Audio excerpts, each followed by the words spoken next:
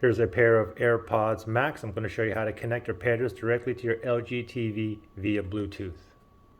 So the first thing is we need to go to the settings on our LG TV. You can click the setting, the gear icon in your remote, or if you click on the home button on the TV, you should see the settings icon up there. Okay, so let me go up. And now let me go ahead and move over to the right there, the settings icon. Click on OK on the remote.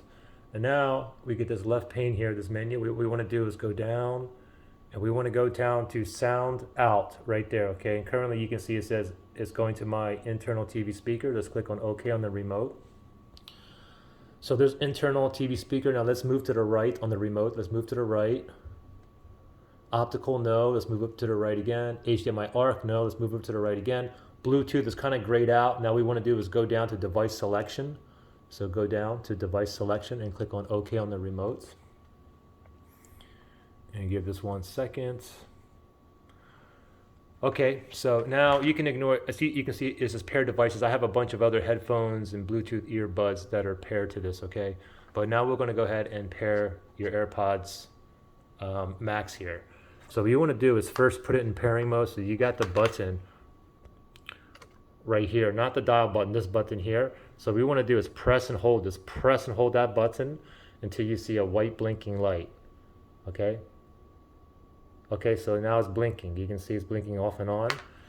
Now it stopped searching, so let me go back. It's already highlighted on search there. Let me zoom in. It's on, let me search again. So now it's searching, and this is still in pairing mode. It's still blinking white right there. Oh, there it is right there. AirPod Max, it's already highlighted in red or fuchsia right there. So let's click on OK.